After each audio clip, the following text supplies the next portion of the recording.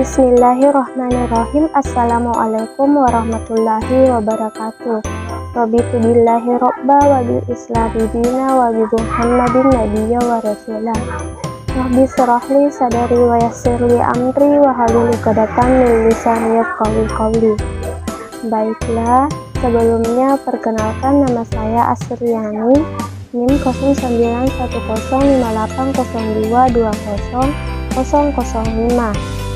Baiklah, di sini saya akan menjelaskan mengenai menulis berita, yaitu yang pertama pengertian menulis berita, yang kedua prosedur penulisan berita, yang ketiga cara membuat kerangka berita, yang keempat berita berat atau hard news, dan yang kelima berita ringan atau soft news.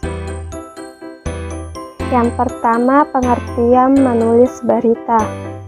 Menulis berita adalah merupakan suatu upaya menyampaikan sebuah informasi maupun kabar yang mengenai sesuatu kejadian atau hal dalam bentuk tertulis. Seorang penulis berita yang baik dapat menuliskan sebuah berita dengan lengkap dan komunikatif, sehingga pembaca berita dapat memahami segala sesuatu yang disampaikan dalam berita tanpa kesulitan serta tanpa adanya kesalahan tafsir. Yang kedua, prosedur penulisan berita. Berikut cara menulis berita. Yang pertama, menemukan peristiwa maupun kejadian untuk dijadikan berita. Berita berisi peristiwa maupun kejadian yang sifatnya aktual serta penting untuk disebarluaskan. Misalnya peristiwa atau kejadian kebakaran, bencana alam, serta kejadian mendadak lainnya yang menarik perhatian umum. Yang kedua, pencarian sumber berita. Ketika peristiwa atau kejadian yang akan dijadikan sebagai berita telah ditemukan, maka penulisan berita perlu mencari sumber informasi yang tepat agar supaya isi berita akurat. Misalnya berita tentang pencurian, perampokan, kecelakaan, dan lain-lain. Maka dari itu untuk mendapatkan informasi, yakni dengan melakukan wawancara dengan pihak kepolisian terkait, saksi mata, atau warga setempat atau sekitar. Yang ketiga, wawancara, observasi, dan dokumentasi. Melakukan wawancara perlu dilakukan untuk mendapatkan fakta mengenai peristiwa maupun kejadian yang terjadi, data korban, tempat kejadian atau kronologi kejadian, serta data korban dan proses kejadian. Wawancara dilaksanakan melalui tanya jawab dengan sumber informasi. Observasi dilakukan dengan cara mengamati gejala yang tampak di lokasi kejadian. Sedangkan dokumentasi dilakukan dengan mencari dan mengumpulkan data yang bersumber dari buku atau dokumen lainnya. Dan yang keempat, mencatat hal-hal penting. Dalam proses pencarian informasi perlu dilakukan pencatatan hal-hal yang penting berkenaan dengan berita yang akan ditulis. Dalam pencatatan, penulisan berita dapat dipandu dengan pertanyaan 5W1H, yakni what, peristiwa apa yang terjadi, who, siapa yang terlibat dalam peristiwa maupun kejadian tersebut, where, di mana peristiwa maupun kejadian tersebut terjadi, when, kapan peristiwa maupun kejadian tersebut terjadi, why, mengapa peristiwa atau kejadian tersebut terjadi, how, bagaimana proses terjadinya peristiwa maupun kejadian. Yang kelima, membuat kerangka berita. Kerangka berita adalah merupakan gambaran kasar bagaimana informasi yang telah dikumpulkan tersebut akan diramu dalam sebuah laporan berita. Berita terdiri dari 3 unsur, yaitu judul, teras, serta kelengkapan atau penjelasan berita. Yang keenam, menulis teras berita. Teras berita adalah merupakan alinea pertama sebuah berita. Teras berita sebaiknya dibuat diringkas, serta sebaiknya diawali dengan unsur who atau siapa dan what atau apa. Sesuaikan struktur penulisan dengan kaidah bahasa Indonesia yaitu SPOK, subjek, predikat, objek, dan keterangan. Dan yang ketujuh, menulis isi berita. Isi berita adalah merupakan detail informasi yang ingin disampaikan dalam sebuah berita. Isi berita ditulis setelah teras berita. Dalam penulisan isi berita sebaiknya disusun dalam paragraf pendek yang berisi 3 hingga 5 kalimat. Usahakan pula agar setiap paragraf hanya berisi satu ide. Yang kedelapan, penyuntingan berita.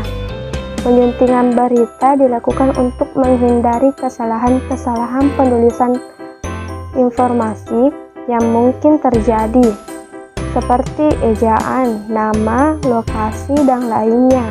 Tata bahasa, makna kalimat, perbedaan opini dengan fakta. Yang kesembilan, tidak mengandung fitnah, hasutan, dan kebohongan. Konten berita yang dipublikasikan harus memberikan kemanfaatan serta perlindungan terhadap publik. Dalam menulis konten berita dilarang mengandung hal-hal yang bersifat fitnahan, hasutan, menyesatkan, serta berisi kebohongan atau hoaks. Yang ke-10, tidak menonjolkan unsur kekerasan, seksualitas, perjudian, penyalahgunaan narkotika, dan obat terlarang. Berita yang dibuat dan disiarkan kepada publik untuk mempertimbangkan munculnya kemungkinan ketidaknyamanan publik, memperhatikan privasi, serta melakukan penggolongan siaran untuk kepentingan anak.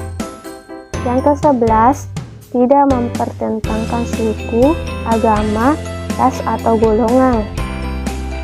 Dalam penulisan berita diwajibkan menghormati perbedaan suku, agama, ras, dan golongan, baik itu kelompok golongan berdasarkan perbedaan budaya, usia, gender, maupun sosial ekonomi.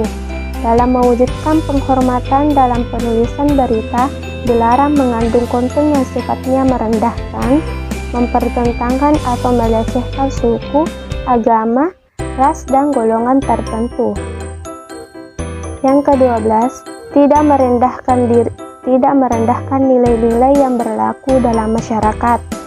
Berita yang dibuat serta disiarkan kepada publik untuk mempertimbangkan munculnya kemungkinan ketidaknyamanan publik. Oleh karena itu, dalam penulisan berita yang akan disiarkan kepada publik perlu menunjukkan sifat menghormati nilai dan norma, kesopanan, serta kesusilaan yang berlaku dalam masyarakat. Yang ke-13, tata bahasa dan kosakata. Dalam penyusunan kalimat, gunakan tata bahasa yang sesuai dengan kaidah bahasa Indonesia atau SPOK. Gunakan kata ganti orang ketiga dalam menggambarkan peristiwa. Dalam penyusunannya lebih baik menggunakan kalimat aktif dibanding kalimat pasif. Yang ke-14, tanda baca dan struktur kalimat. Tanda baca diperlukan untuk melakukan pemenggalan kalimat. Pastikan meletakkan tanda baca dengan baik yang sesuai dengan kaidah bahasa Indonesia, serta tidak merusak makna kalimat. Hindari kalimat panjang minimal 16 kata. Yang ke-15, kutipan atau atribusi. Kutipan diperlukan untuk memperkuat menegaskan atau memberi fakta dalam berita yang dituliskan, sedangkan atribusi diperlakukan dalam berita yang bersifat opini. Selanjutnya yang ketiga, cara membuat kerangka berita.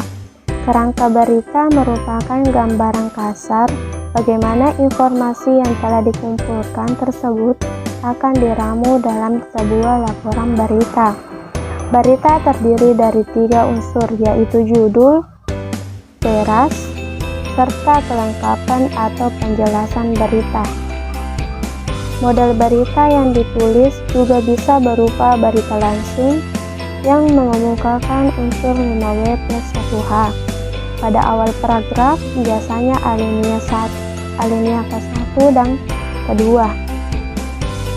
Atau juga berita tidak langsung yang mengemukakan unsur 5W plus 1H pada pertengahan hingga akhir paragraf. Selanjutnya, yang keempat, berita berat atau hard news. Hard news merupakan berita paling update, berkualitas, serta memiliki nilai. Sesuai dengan namanya, jenis berita yang satu ini merupakan berita yang penting dan harus segera diketahui oleh khalayak.